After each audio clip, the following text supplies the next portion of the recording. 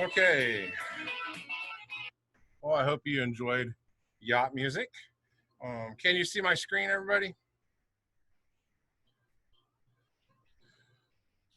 To unmute yourself, just click on your bar and you'll be able to see mute and unmute. Yes, I see your screen.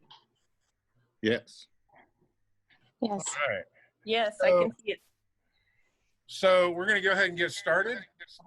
I see someone's having an issue with the Zoom on their computer and doing a quick workaround and getting on their phone. So I'll go over that, how to fix that hopefully. And yeah, we'll get going here. So my name's Brooke. I know a lot of y'all. Welcome. Hope y'all are having a nice Thursday.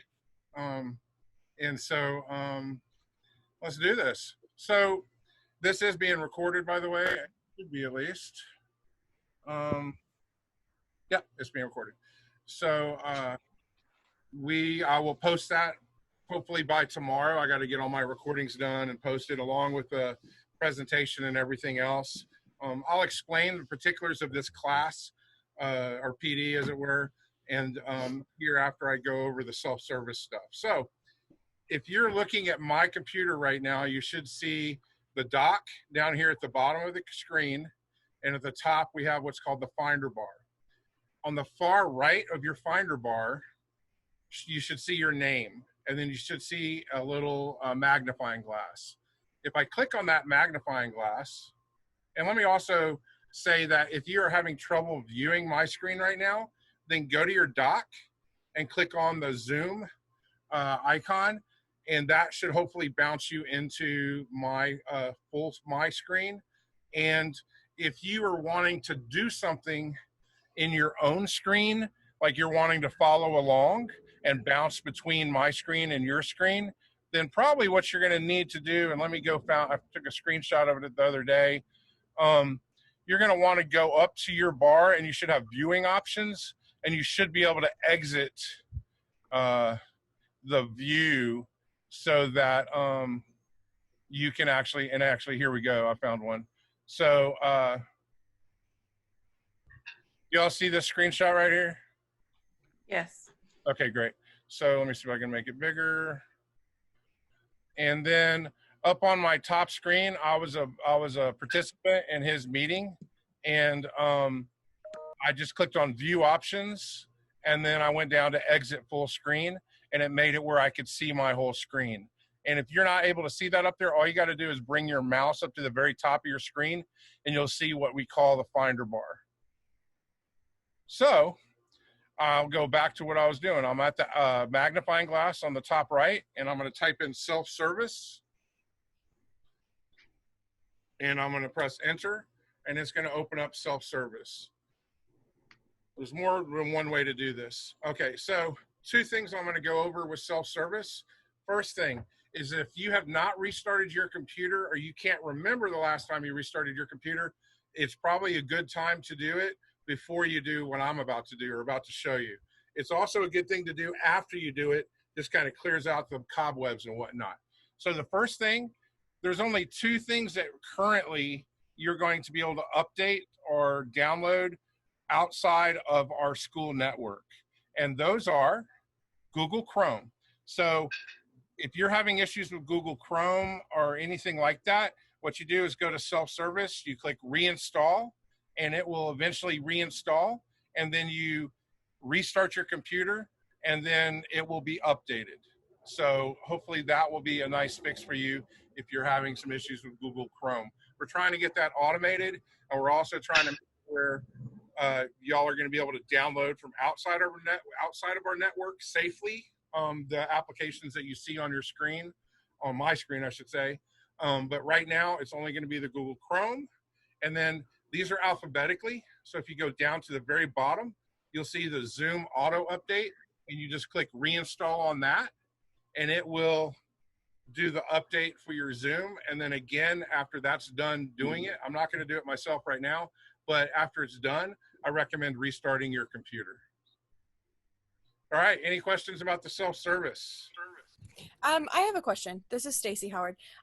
My Mac stopped working, and so they gave me a Chromebook. That's what I'm working with right now, a Chromebook. Is this gonna? No, this does not affect you. This is only for the MacBooks. Okay, but I can still do this training, and then everything will be. Yeah, you are on a Google device. You're using the Chrome browser, so you are immersed in the world of Chrome and Google. Perfect. On that. Perfect. Okay. All right. Thank you. Yeah, my pleasure. My pleasure.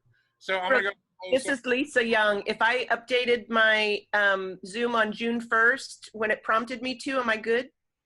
I don't know, ma'am. You can check that by going to the top of your computer and making sure that you see zoom.us right there to the right of the apple, and then click on it, and then you can click check for updates, and it'll tell you whether you're up to date or not. If you're not up to date, you're not going to be able to update it yourself. You're going to need to go to self-service and do it. Okay, it does say update is available. So would one have come out in the past 2 weeks? Sure. Yeah. Okay. Okay. Yeah, if there's update available, then you need to update it. You need to go through and do what I just said. I mean, Okay. I say that you're using it right now and it's working. So at some point in the future, it's possibly not going to work. So it's better to go ahead and keep it updated so you don't have to deal with that. Okay, and I can just click that update. I don't have to go to self-service? Or No, do I? Go to self-service. Okay. Yeah, everybody needs to go to self-service unless you're on a Chromebook, and then that's different. It'll keep itself. It should be keeping itself updated, hopefully. Okay, anything else before I leave the Zoom update and self-service and all that? All right, great. So here I am. I'm back in my browser. I'm going to move my control bar down. And let me just talk to you about what we're going to do today. So what this is geared towards is towards getting you to be more comfortable with using Google tools in your day-to-day life within education and just in your personal life too. So towards that end, what I'm going to do is I'm going to follow, for those of y'all that know, the I do, we do, you do model. And so I'm going to do some Google tasks. Excuse me, my 6-year-old son is asking for more time on Minecraft. And Roman, you want to say hello to everybody? So anyway, so I have timers set on some of his apps on the iPad, so he doesn't just sit there all day and play them. So anyway, I'm going to do some things and show you how to do it. But in doing them, what I'm also going to do is I'm going to show you how to use the Google search to find the resources so that you can complete the tasks on your own. And you'll understand more when I say tasks, or what I mean by tasks, here in a second. So you're going to be able to find the resources. And I know probably everybody in this group Googles all the time how to do things, whether it's, jump starting a battery, which I've had to Google every time I do it, basically to make sure that I don't blow my car up, or whatever car I'm helping do that, to whatever else it is within my job that I have to do. So definitely that's a powerful tool. So, and then I'm going to put you into a Google Classroom. Now within that Google Classroom, excuse me, let me get rid of this. Within that Google Classroom, I'm going to add you as students. I'm going to add everybody here as students. And then, or you're going to add yourself as a student. And then you're going to have your own, on your own time, you're going to be able to go through 10 challenges. And each of these challenges are going to be over a different Google tool. And they're going to, step by step, ask you to do something. And if you don't know how to do something, then I've put some helpful instructions in there and also some examples of what you're doing, some end results of them. But a lot of it might be you actually just copying and pasting into the Google search bar.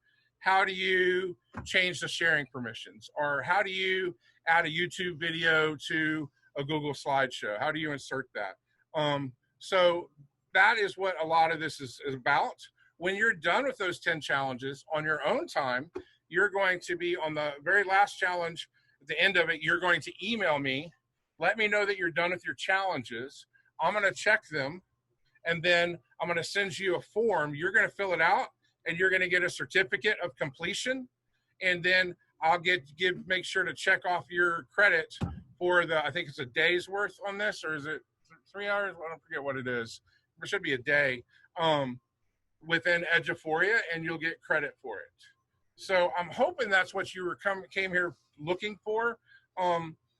When I set you free here at the end, we're not going to be a complete hour to do all that, I don't think. I'm going to stay online and stay with anybody that wants me to go over some of the tasks or some of the challenges, I should say, with them, and or they can start doing them, and then you can ask me questions as you get going with it. So that's what we're doing. Any questions about the format? And I'll check the chat. Where do we find this? Are you going to, is this in Google Classroom? Yeah, I'm eventually going to put you into a classroom, and that's where you're going to be able to do the challenges. So if there aren't any questions, I am going to move on into showing y'all a couple things that might be useful. And again, right now I'm going to do the I do, and then we're going to do a we do together. So first thing is resources. So the new Google Teacher Center is on this card right here. And let me go ahead and share that with y'all. And you'll notice the sharing has changed a little bit. So you have to change to anyone at Manor Independent School District with this link can view if you make something your own. So just be aware that Google has recently changed that. I'm going to post that in the chat, and you're actually going to be able to look at these task cards that I'm about to use. I'm actually only going to use about 3 or 4 of the slides. So that's what I'm doing here. All right, so those are the task cards that I just shared with you. You don't actually need to be on there. I'm actually going to show it on my screen. So the reason I mentioned the Teacher Center is if you click on the picture, it will bounce you to, or you click on the link underneath the picture, I should say, it'll bounce you to the new Google for Education website. And this is brand new. They still have the old one, but this is the new one. And this is where you can go do the Google training courses. This is where you can go and do the testing and all that. But what I'm wanting to help y'all with is the different tools and getting y'all more comfortable with them. So right here, they have a list of some of the basic Google for Education tools, including Classroom. So I'm just going to start with Classroom. I'm going to click on it, and that's under Product Guides, Classroom. And then they have an overview of Google Classroom. And then check this out. They have some nice, succinct videos down here at the bottom on how to do or how to view or whatnot within the Google Classroom. Now, it's not an exhaustive amount of videos or everything that's within there, but it is a good start, and it's a good resource to have. So this would be something to take a look at as you get going through this. And also just as if when you have questions about a certain Google tool. All right, so I'm going to bounce back to my presentation, and I'm going to go to, I will go to slide 4, but I'm going to switch it up. I'm going to do Google Chrome first. So first step, and this is me doing it. So I'm going to do this, and then I'm going to give you like 5 minutes to do it or so like that. And as you have questions, we can ask about it, and then we'll move on. So I'm going to make sure that I'm signed into my Chrome browser. I can tell I'm signed in by that right there. I have my Manor ISD bookmarks. And if you're not signed in, then more than likely what you could do is you go over here to these 3 dots or click on the little picture there, and you should be able to click sign in. Now, once you're done doing that, it says type in drive.google.com. And just to be clear what I'm doing, guys, I am showing you an example of what one of the challenges or tasks would be within our Google Classroom. These challenges and tasks that I'm asking you to do are very similar to what you might be asked to do within the Google Level 1 certification test. But this training is not geared towards you taking that test. It's just geared towards you learning more and more about the Google and Google tools. So I'm going to copy the drive.google.com just to make it easy on myself. And then I'm going to open up a tab just by pressing the plus or going to one of the tabs. I'm going to click on this box, and that's called the URL or address box. And Google has a weird name for it, and they call it the Omnibox. Now I'm going to paste in drive.google.com, and then it's going to take me to my drive. Now what I want you to do, if I go back to the task, is it says add the bookmarks bar and edit it just to the icon. So I should say add it to the bookmarks bar and edit it to just the icon. And what I mean by that is if you actually are on your drive and you click the star, you're going to get a bunch of words there. And if you go ahead and say done wherever you're going to put that, then what's going to happen is all those words are going to be there, and it's going to fill up. As you notice, my Nearpod distance learning, Newsella certified educator, all that, those are filling up a bunch of room. But the nice thing about the Google Drive is that it's a really nice small icon. So what I can do is just press it, and I can get rid of all that, and then just press done. And then it's just going to show me this icon right here. And that way you always have that icon on your desktop, or excuse me, on your Chrome browser.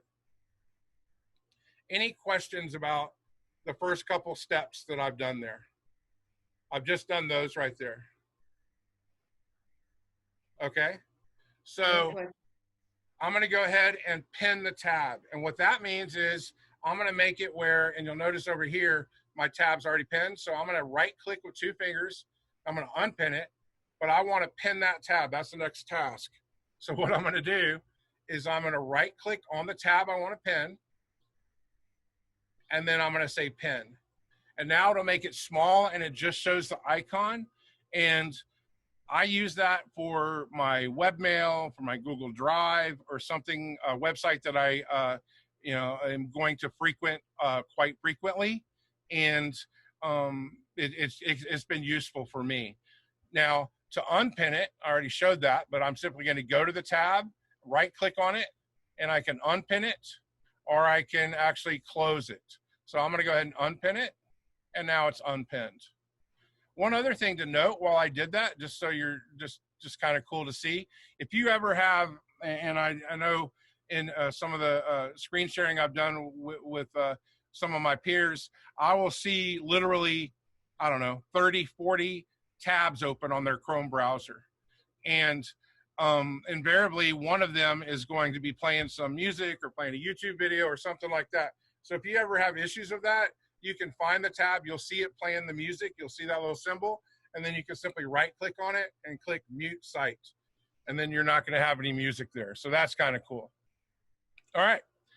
Now, how about we stop it right there, and I'm going to have y'all do this first half right there so we don't get too deep into it. So at this moment, I'd like you to go to your own Chrome browser, and I'd like you to follow the directions that are on my screen, which are those right there highlighted. And I'll take any questions also as y'all are doing that.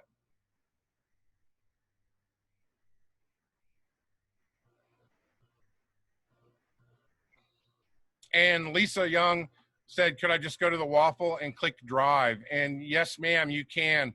There are multiple ways to do the same thing in here. So just like with self-service, I could have found it a different way or a number of other ways. So I'm going to show you probably 1 or 2 ways to do things. And then I'm going to, yeah, definitely there's going to be more than one way to do it. All right. What is the purpose of pinning a tab? Well, if you're going to be using something all the time and you know that tab is going to be over here, I'm going to go ahead and pin it because I leave it pinned. Then it kind of clears up the real estate on the top of your browser. Because once you start, once you start opening a bunch of tabs, like see that, they all get really small. So I know that my pin tabs, which are my important ones that I'm accessing all the time, are going to be way over here on the far left. So it's not something that you have to be able to do, It's just a suggestion. And again, this PD is just simply to help you get more comfortable with Google tools. So some things you might find useful and others you might be like, I don't find that useful. And that's okay. All right, well, I'm gonna keep moving forward. So the second part of my Google Chrome task was to go to the Chrome Web Store. So I'm actually gonna open this up using a different person, and this is something that y'all might find useful. So check this out. If you are on your Chrome browser and you go up to People, you can actually add another personal account to your Chrome browsers. And what that does is it totally keeps them separate. And it allows you to, I don't know if you've ever tried this on your Chrome browser when you're logged in with your main ISD account, but if you try to go to your Google Mail, you're gonna get this message right here. It's gonna say, you do not have access. Please contact your admin.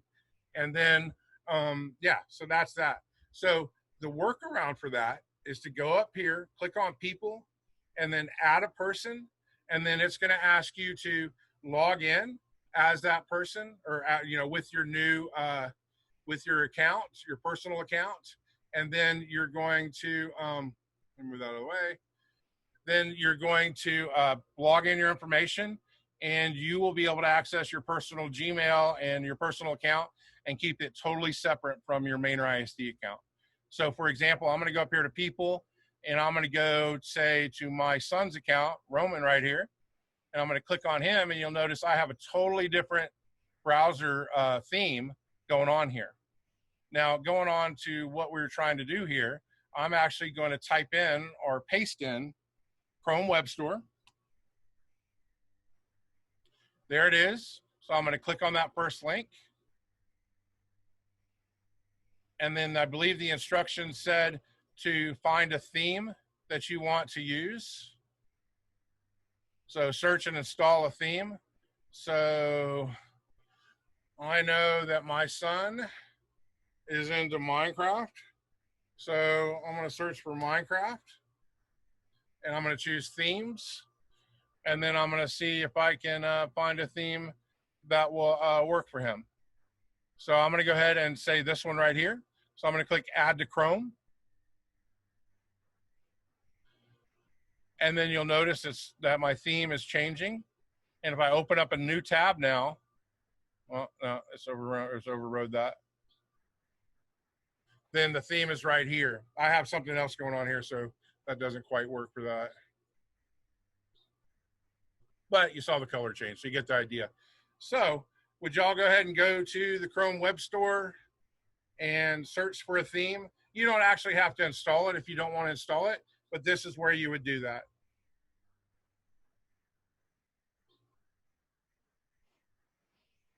Let's see.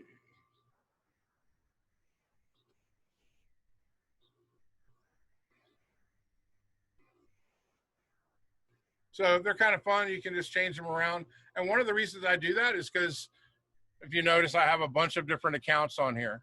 So I think Joel can see that I got Keller's account on here, and I also got Ralph on here so that I can bounce into them and show with some of the trainings how to do things from a teacher perspective with the teacher account and permissions. All right. The next one would be to search for Screencastify in extensions. So within the Chrome Web Store, you would simply do the same thing.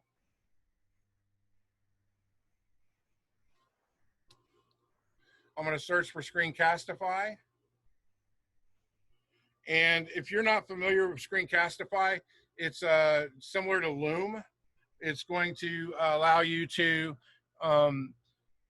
take video from on your computer screen, and then uploads it directly into your Google Drive. I think it's a limited amount of time for the free accounts. Loom, if you actually go to the main ISD teacher support page, we actually have a thing on there for Loom that goes over how you can get Loom for free. And Loom is another screencasting tool. which is great for remote learning.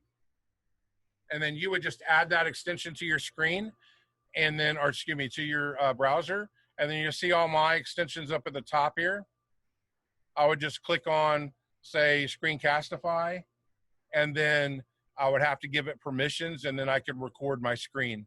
Since I'm already recording my screen using Zoom, I'm not going to gum things up and do that. So, but that's all this allows you to do. Allows you to screen record. Okay. Any questions about this?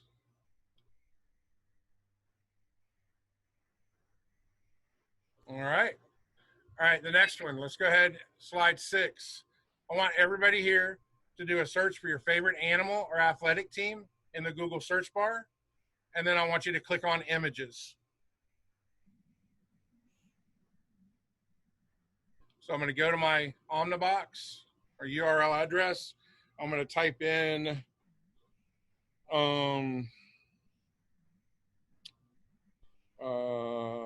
I'm a Longhorn, so I guess I could do Longhorn again. Longhorns.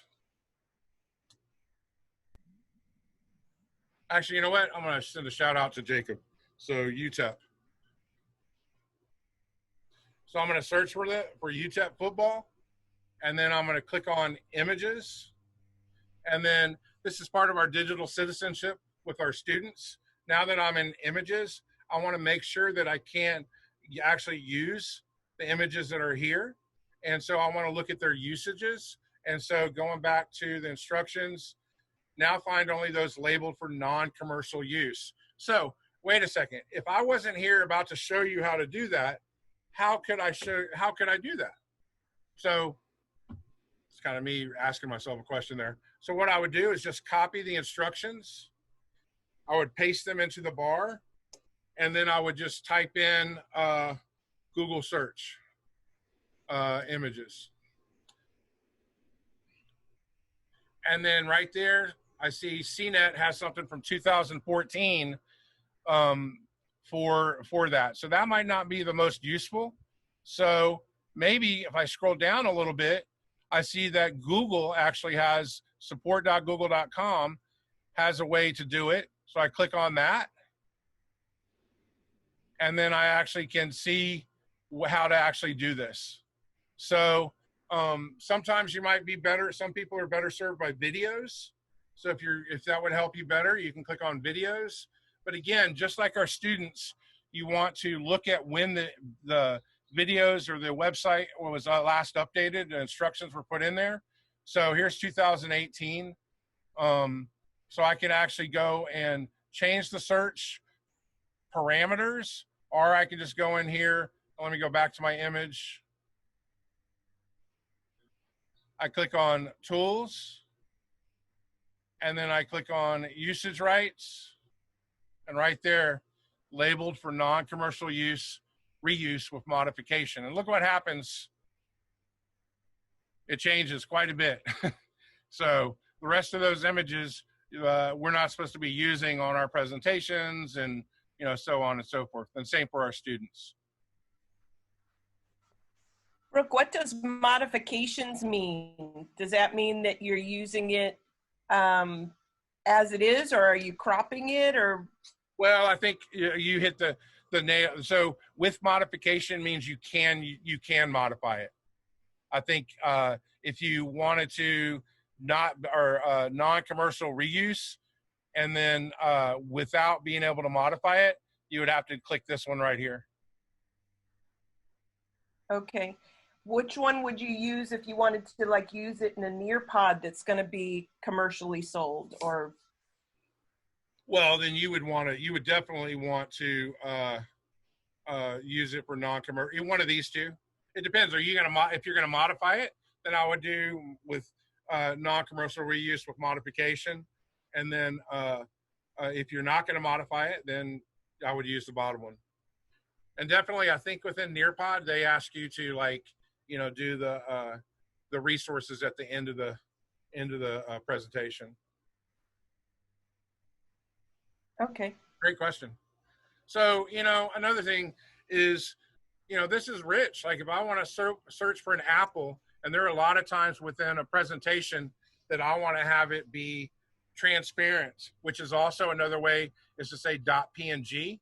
Well, you can just type in Apple transparent and it's going to pop up transparent or transparent backgrounds. And you can actually also type in image if you wanted to and go that far deep down into it, and it's automatically going to show up in images. And then if I only wanted, say, green apples to show up, I could just type in green, or look down there under my tool with my tools. Under tools, I have color, and then you're going to see some basic colors down here. So I could say I only want to see green apples, and bam, there's green apples. Or check it out, there's a logo for Apple. So I could just take off the green, and I use the Apple logo quite frequently. I can just press that in. So searching is great, and you'll see I'm still under label for non-commercial reuse. I'm gonna go ahead and not filtered, change that back to non-filters, and then just bam, so much shows up. Another thing within the Google search, and this is not on the task card, is, you know, you mentioned using Nearpod or creating Nearpods. So let's say you're going to create a Nearpod for your class on volcanoes, and you want them specifically to be types, and you want to find something that you can take and make your own. So you can put the file type, in this case I'm going to put .ppt, and then search for it, and then rather than in videos I'm going to put all, and here I'm going to hopefully find some PDFs or PowerPoints. Maybe I need to do PPTX. That I'm going to be able to use in the classroom.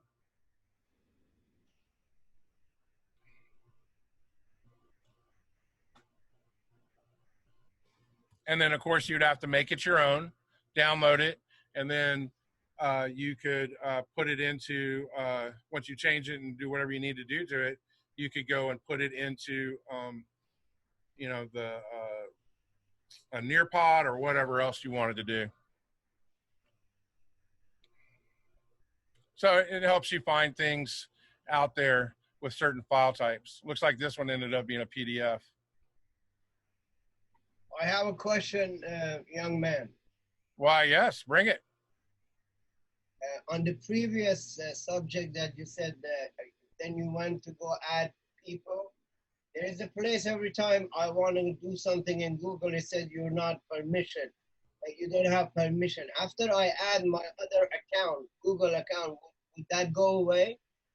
Well, it sounds like you're, and that's a frequent thing. So if you'll notice on this presentation I'm on right now, the copy of updated Google task cards, if I go and let me make a copy of that, and I'm not going to share it with the same people or anything. Now, more than likely what's happening is you have two accounts within the same browser. And so I think earlier I mentioned how to make sure that you're using separate accounts. So if you go up here to people and you add that separate account, you probably won't have that issue anymore. So here I am on the presentation.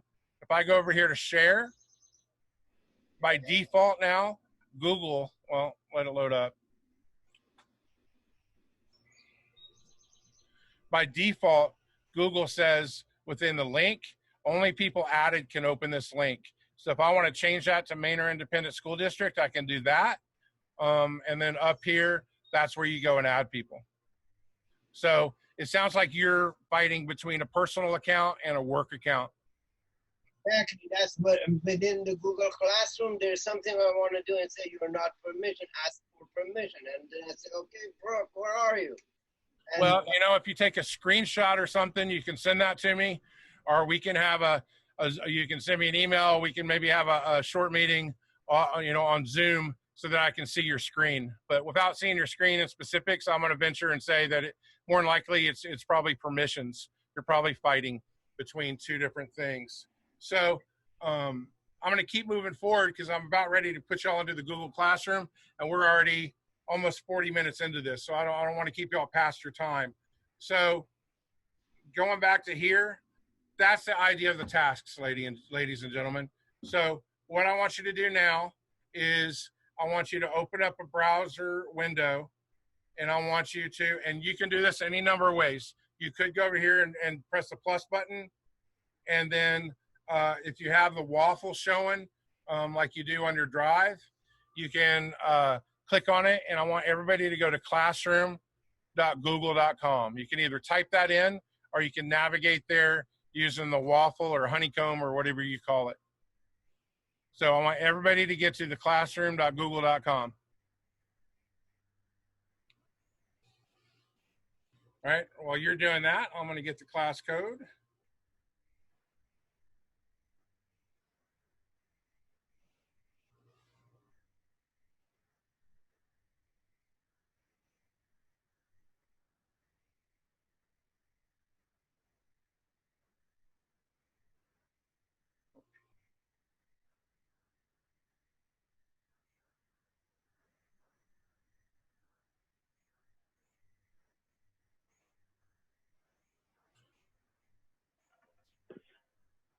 Classroom.google.com, then what? What's up, Philip? Classroom.google.com, then what? Well, you just got to wait on me, bud. That means I was rushing you, right? I apologize, Mr. Park. I'm sorry. All good. I'm just glad you haven't taken over my screen and started annotating on it. So, all good. Oh, I did. You missed it. You missed it. I did it already. It came and went. Hey, Papa Jim. I turned that off. All right, Philip. Okay. So, ladies and gentlemen, when you're in your classroom, you should look like this. If you go to the top right and you press plus, instead of creating a class, I want you to join a class. And then I'm going to give you the code right here. And you just type that in, and it's Echo, Alpha, Nancy, Utah, 4, X-ray, and then I think that's an Lima. I think that's an L. Or is it a 1? Oh. Might be a, yeah, it's an L. Is an L. Cool, thank you. So Echo, Alpha, Nancy, Utah, 4, X-ray, and then Lima or Llama.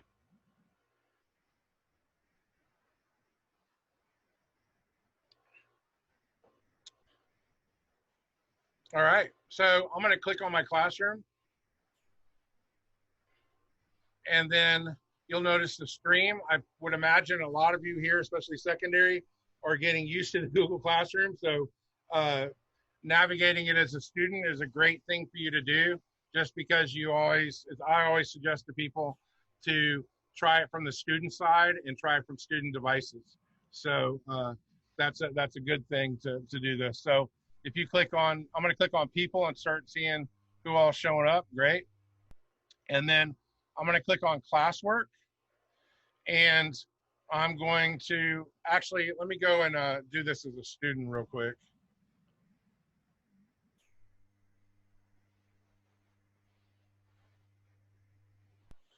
I'll go in as Ralph.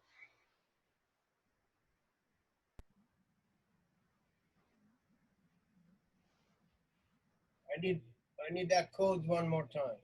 Yep, 1 second. So it's Echo, Alpha, or EANU 4 X L. Or you can take a screenshot. That'd be great.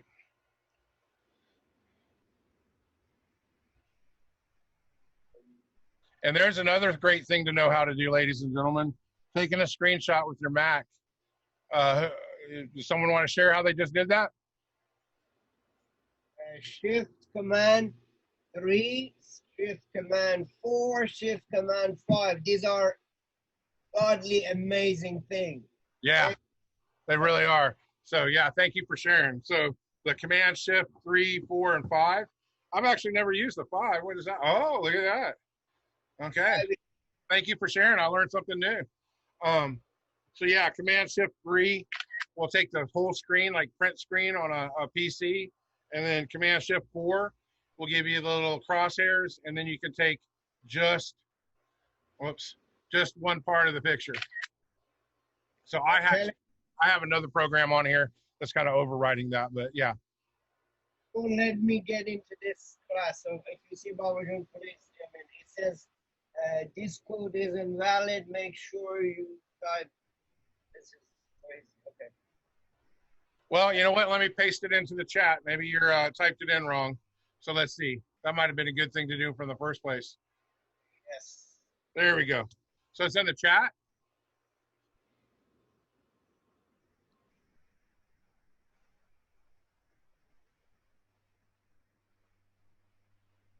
And thank you, Philip, for going over the non-commercial and commercial stuff there. I would say that, yeah, it's a mix when you do the searches, of course, when you don't have any type of criteria on there. Some of it's non-commercial, some of it's commercial.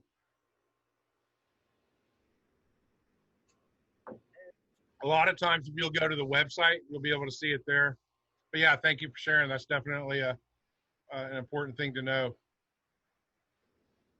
Okay, so here I am from the student perspective, and I have a stream, classwork, and people. So for you guys, the most important thing here is just classwork. You have some resources up here. And then you have challenges. So the challenges, if you click on a challenge 1, they're going to have most of them are going to have a Google Doc or something in there. You click on it, and then it's going to tell you to do certain things, and you're just going to follow along and do everything it tells you to do. And then when you're done, here's something very important. Step 6, right here, clicking the Mark as Done button. That button is right over here. That button is going to be, when you click on the actual, let's see, view assignment, right there, Mark is Done. Because these do not involve you actually turning something into me. It actually involves like you sharing something with me, that kind of thing. So please remember to mark as done once you finish the challenge. Now, if you have an issue with part of the challenge, let's say right here, you don't know how to change the color of a folder in your Google Drive, then I'm going to say Drive, and then actually just Google.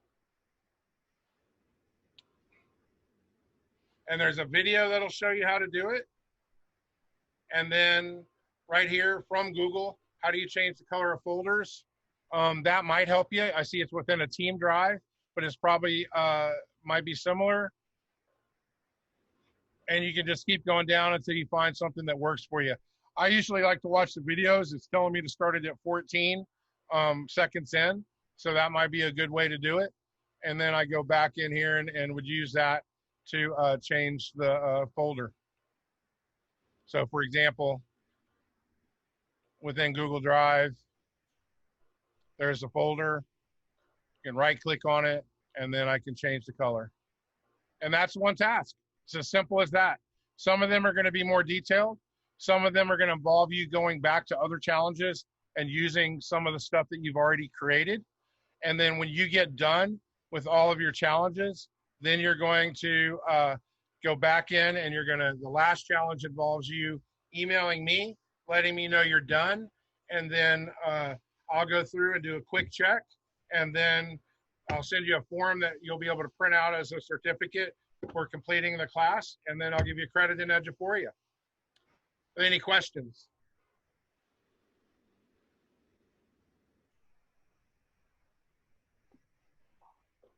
Yeah, what is your email address? It's in there, but it's brook.park@MainerisD.net. It should be in the, it'll be in the commands or in there in the challenges, I think. Pretty sure. Hope so. Yeah, brook.park right there. Will we then take that certificate and load it into Eduphoria? No, ma'am. I'm trying to make this as easy as possible and try to push the simple button on stuff. So as long as you email me and let me know you're done, then I can get you the certificate and I can give you credit within the Eduphoria course. Okay. And if you took the earlier stuff from me in this week about the Google Classroom and stuff, I'm working on that, and I'll be sending out information and the video and the links and all that tomorrow for the summer certification. All right, so you are welcome to stay. It's 1:47. You can leave now if you want to, or you can stay and start doing some of the challenges. And if you have any questions, I'm happy to help you with that. One thing, if you find a mistake, I have no problem. I'm almost positive Philip's going to find something because he's meticulous and good at that. So he holds me to account. So please email me or let me know through a Hangout if there's something that doesn't work or something that doesn't make sense or whatever else, because I want to make this as useful as I can for everybody. Also, if there's something that you want to learn how to do, I will happily answer an email or a Google Hangout or a phone call or however you want to get in touch with me. But I want to give you one caveat to that. And that caveat is I want you to Google it first. And I want you to search through at least 2 links before you reach out to me to try to figure out how to do something. And that's not because I don't want to do my job. It's because I feel like that's an important skill to continue to push people towards when they're working with Google or any other tool. And also for our students. Yes, learning will occur that way. Look, all these years I've been going to Safari for all my personal stuff and Chrome for all my Mainer stuff. But with that people fix, I wouldn't have to do that anymore. Yeah, that's huge. That's really useful. It's one of the most useful things I've found in a while. So for sure. Knock on wood that Google doesn't change it. They love to change things, but okay. So Joel has a question here. Let's see. You want to have a plan for my average students to organize docs and files? But that's just something that it doesn't have to be answered now. It's just something that I may try to set up something to talk to you about it. Yeah. No. I'm going to take a screenshot.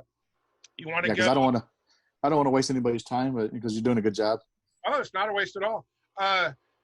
What's that lady that does? Because actually, 2 days in a row, someone's asked me similar question. The lady that does goes to the houses and helps organize and get rid of all your stuff. And how do you feel about this shirt? Does it bring you joy?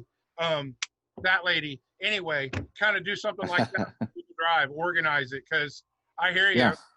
If you go take a look at my Google Drive. Oh, you know what? Yeah. It's on here. If you're interested, let me show you one last little tip here. Okay. So here's my drive. I'll show you 2 tips. First off, if you number them, that's how they'll appear alphabetically, and then they'll go by numbers. So if you have something that you're using all the time, then on a folder-wise or a document-wise, numbering them is useful. Also, at the very top, and let me lower my voice because I kind of feel like I'm yelling, the priority right here. If you haven't touched on this priority yet, I highly suggest you do. So on the far left of your screen on the top, I click it, and this allows you to create workspaces. And so you'll notice here, I have, 2021 planning, and I've started putting some stuff in there that I'm tasked with doing. Over here, I have like the new hire stuff, or no, actually this is App Store requests, campus assignments, stuff like that. So what you can do is you can create your own workspace. Say I want to create a workspace for, whatever, Avid notebooks. And then within that workspace, I can start adding files. And then I can find recent files or any file within my Google Drive, and I can add them to it. And then once I've added them to it, it'll give me a workspace and a place that I can quickly go that's not a folder, that's just real easy to click and find. And here's my workspace. And once you've created one and added some stuff to it, like yesterday, here's my weekly workflows. We're still hiring people right now So here's my onboarding sign up. I had to add this to this weekly workflow yesterday. So click on the three dots. Excuse me, no, that's not it. Click on it itself, I should say. And then I can add files to it once it's already created. So Okay. that can be a useful tool. Okay. And actually, I no longer need this one, so I'm gonna get rid of it. Say goodbye, Lamar. Nothing wrong with Lamar, but I'm glad to be have some time on my hands. I appreciate it, man. Yeah, of course. Reach out anytime. Yeah, thank you. To the rest of you. One other thing is we've been listening to people, and we're going to be putting out some more Google-centric stuff. One of the things that we might do is just do a Google, like a 1 hour type thing, and just maybe put, 5 to 10 people in there at most. And then just, they come in and as they have questions, they just ask.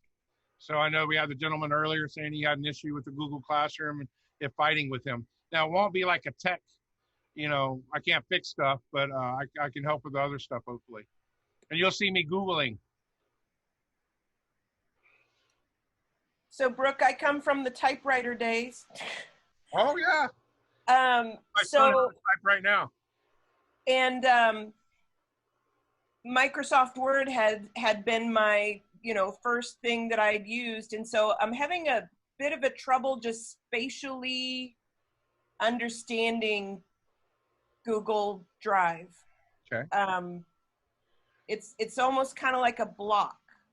So is there like a Docs? Just Google everything Google. Okay. It just and I default to Microsoft Word rather than a Google Doc just because that's what I've known and trained on. And how can I get around that? It's sort of like a spatial block in my brain. I don't know how to explain what I'm trying to say. No, I get it. It's like someone coming in. Just because of my age.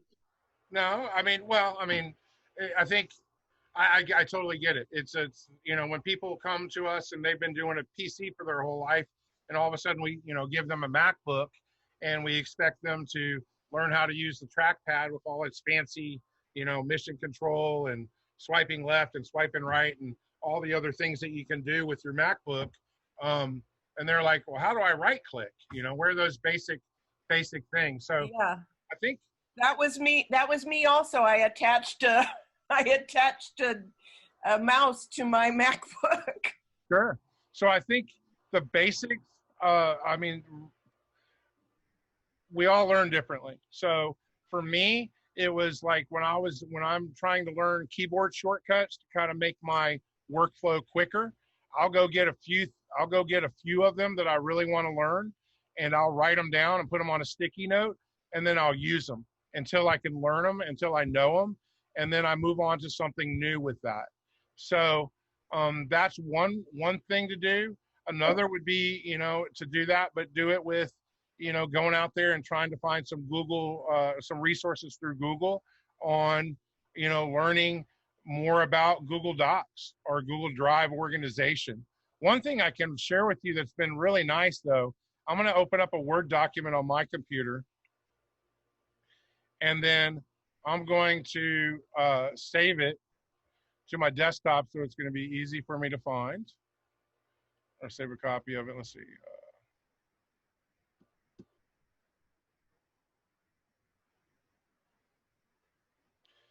And then, actually, no, it's not going to let me. There we go.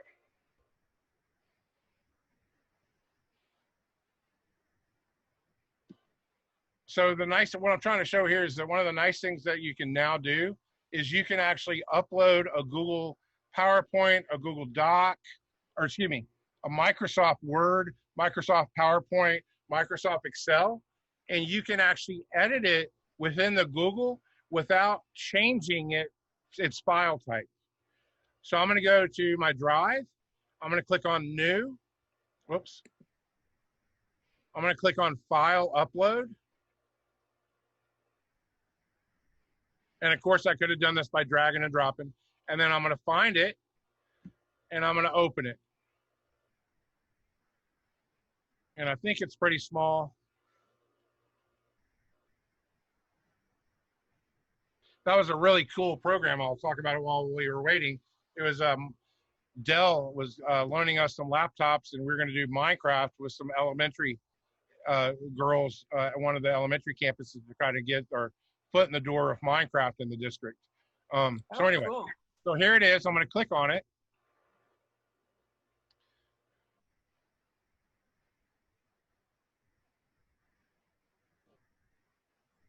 And now the file type, of course, it doesn't work when I actually want it to work. It will stay a Word document, and then I can actually download it by file and then download it as a Word document. But I can access it anywhere and still use it within the Google as a that was weird that it did that. As a Word doc, so it won't actually change. It should be pretty familiar to you, like, you know, the ribbon and all that kind of stuff. So it won't be as big a hassle. So here we go. Let's open it up. But then can you save it as both? Yeah, you actually could go and go to File, and then you would turn it into a Google. And something's going on here. It wasn't actually a Microsoft Word that I found, so it's not. Something's weird about it because I got it from Dell, so that's not allowing me to. It's not uploading as a Word. It should upload as a Word, and I should be able to open it as a Word, but it's not. Just like the classroom, right? You're doing something that just won't work. Let's see. But that's good to know that exists.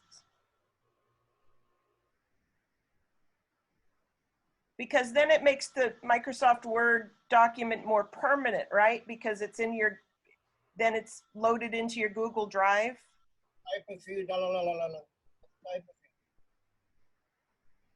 Yes, yeah. And really, I mean, honestly, the biggest thing I can give you is just practice. It just takes some practice, just like of our students. You get some muscle memory with it, and next thing you know, you got it. And you won't even know, you won't even notice a change.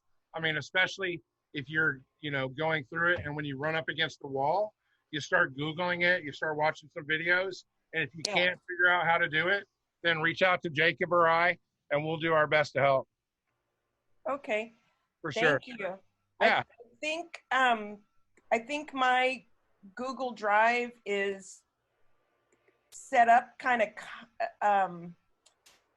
cumbersomely, if that's a word, where I only use my quick access and my folders. Like, I don't really know how to do any of that, and then I end up having to search, but then I don't know the name of the document that was shared with me, and I just feel like I'm really fumbling around in there. And my coworkers have really been impatient with me, truthfully. And tried to get it set up where it's a little bit more helpful to me, but I think that I just have I think I know more than I think I know, but I think I also have some kind of almost like a visual block. Well, so to speak to that for a second, this is Mr. Getz speaking. Just an example of what you're talking about.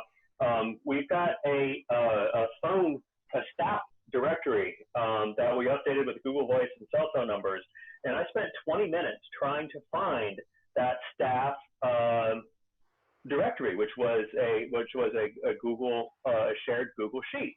So I start by going through my email, and then I go through the agendas for the faculty meetings. Then I didn't drill all the way down to March to find the link. So that trick that Brooke just shared with creating that workspace. So when he went to priority, create a workspace, I just made a workspace. And I said, I think you can load 25 files into a workspace. And I looked and I was like, oh, this says 2020, 2021. I'm going to need to refer back to that. I took that faculty list as well and put it in that workspace. But you're definitely not alone. But looking at this stuff with Drive, hopefully it gets faster over time. But I just took a workspace to run with. For sure. And you know what? Speaking of, go ahead. I'm sorry. Go ask your question. Oh, no, I was just going to say, so it's not just me that, you know, in my frustration and trying to, you know, what was the name of that doc that somebody shared with me? You know. Let me show you, a trick with that, actually, with the searching. And that maybe I should add that next time we have this type of training, for sure. So one person just had a real quick question about the Omnibox. So if you actually go through the certification testing, somewhere in there, Google might throw a question about use the Omnibox or something like that. And the Omnibox is just Google's word for the address bar. So it's just the search bar.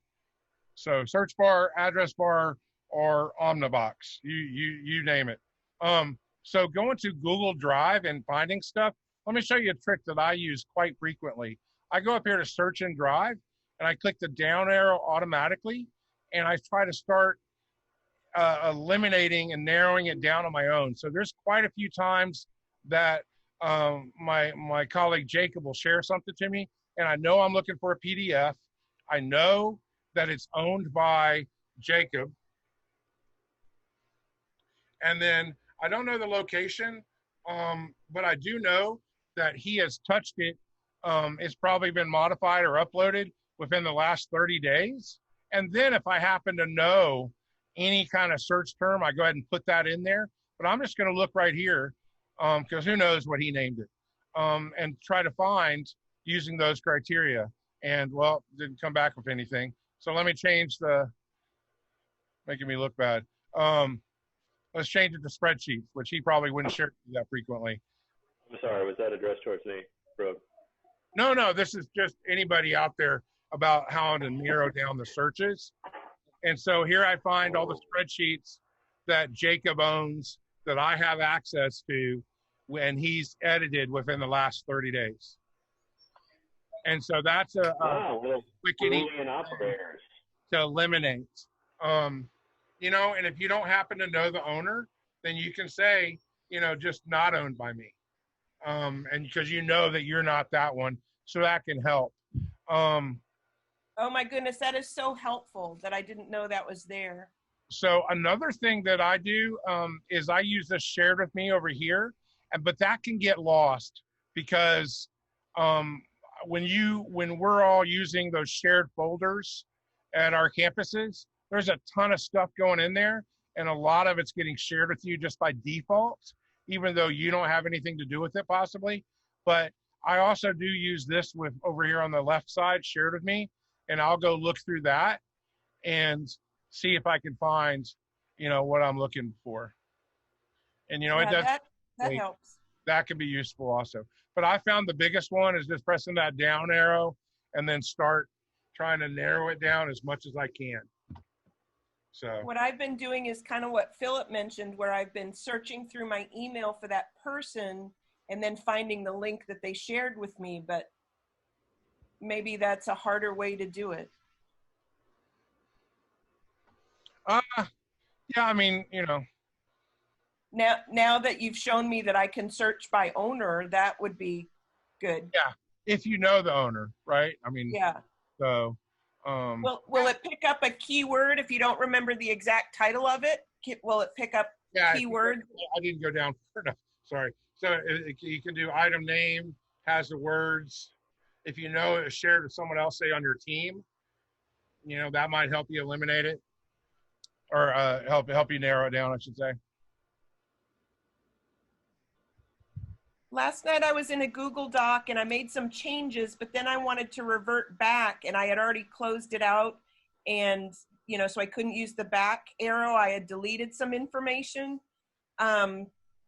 And I went back to look in the history of the doc, and it showed me who all had changed the doc in the past hour or so, but it didn't show my specific changes. Okay. And I know that I've seen that before, where you can actually revert back to a certain version. Yeah, so if you go to the doc or slideshow and click on File, and then Version History, then you can see the version histories over here. And like, and this one, that could be kind of useful, but I don't know how far back, it's going for you. But then if I revert back to that, doesn't that mess up everybody else's changes? Yeah, well, and that's one of the problems with shared, stuff with people are collaborating on, especially spreadsheets. Once you get in there and start trying to undo and redo, you can get pretty wonky, especially if you have a lot of people in there. Okay. So I don't have a better solution. I mean, there's it just depends on, how far back you're having to go. If it was last night and you did it and there wasn't any other after that, then, it wouldn't be that big a deal. Let's see here. Trying to find another example that's a better example. Of course, my internet's starting to go weird. Person history. And see, one thing, and I know this is past, not helpful to you now, but if you actually name the current version, before you start making changes with it, that might be a good thing, right here to take a screenshot, with the Command Shift 3 or 4. And then that way, if you know that you're going in and doing some changes on a shared doc and you're concerned about that, you can actually go name that current version so that if you needed to, you could go back to that version. Honestly, Okay. I've never done that. But that could be useful. And right here, But it would still wipe out anything anybody did after me, right? Yeah.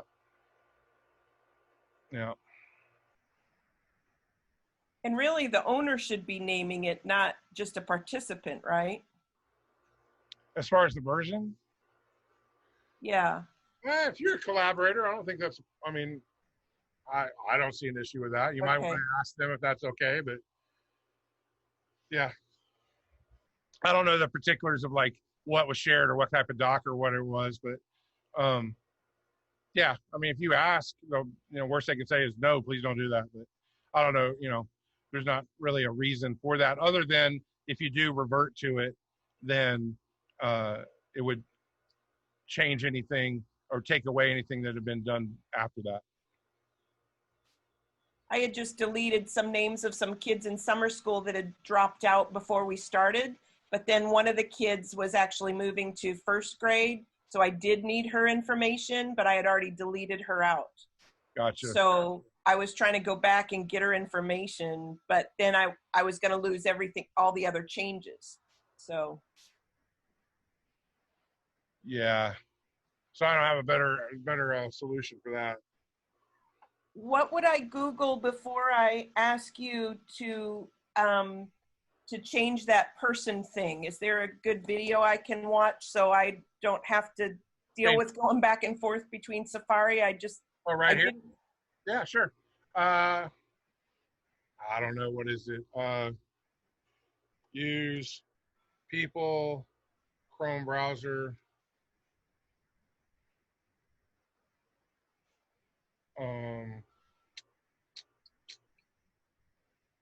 Accounts.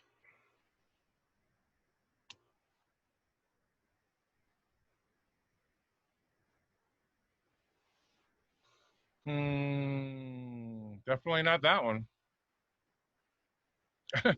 It's telling you something totally different to do.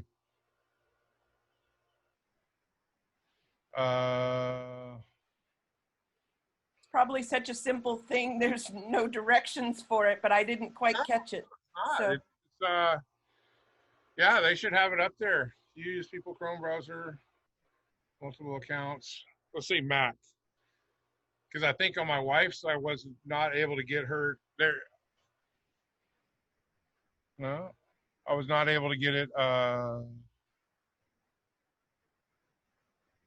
get it to work on hers. I couldn't figure out how to do it. Well, maybe I need to create something on this because it looks like there's, I'm not finding it. Yeah, create a video because I I'll do didn't it. quite, and I've seen you do it 2 times, but I still don't quite have it. No So- problem.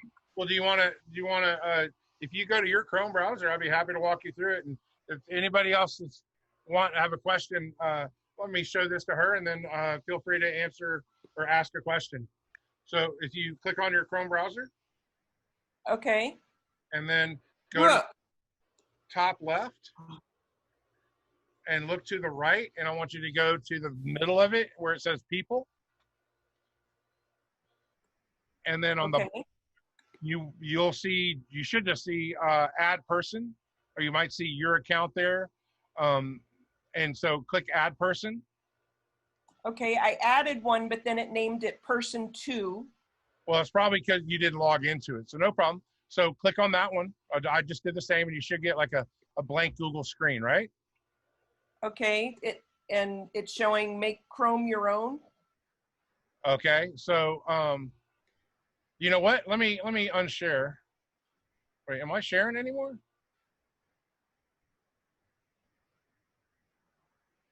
Do you see my screen or no? You don't see my screen. I just see your Google screen. Okay, let me see here. I'm going to stop the share.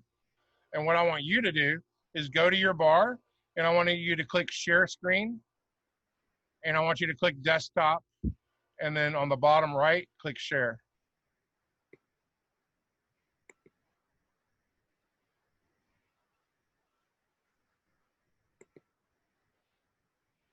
Okay. Great. Cool. All right, there we are. So, yeah, make Chrome your own. There's a nice, pretty picture there. Oh, there it is. No. Should be that one right there, right? Yeah. All right. This So, one with the floating geometrics. yep. So click Okay. on already a Chrome user, sign in the middle of your page, underneath the Get Started button. Okay.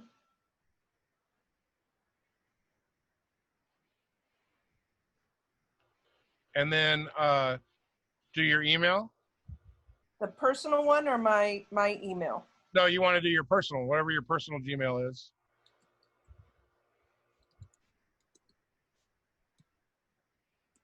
Okay. And then click next. And then don't press the I so we don't see your password. So do your password. I don't know if I remember my right password, but I'll try it. Try it. Oops.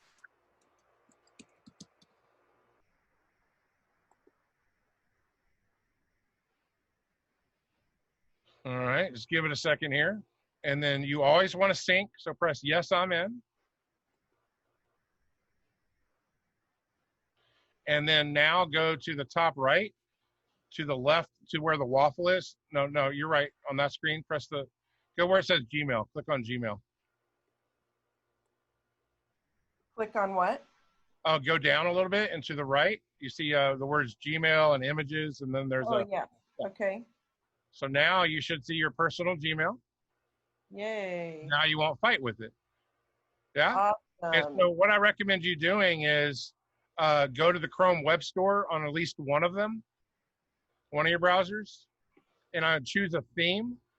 So that way you can tell the difference between your work account and your personal account. It'll help at least. You can tell your work because you see on the far left, your main ISD bookmarks.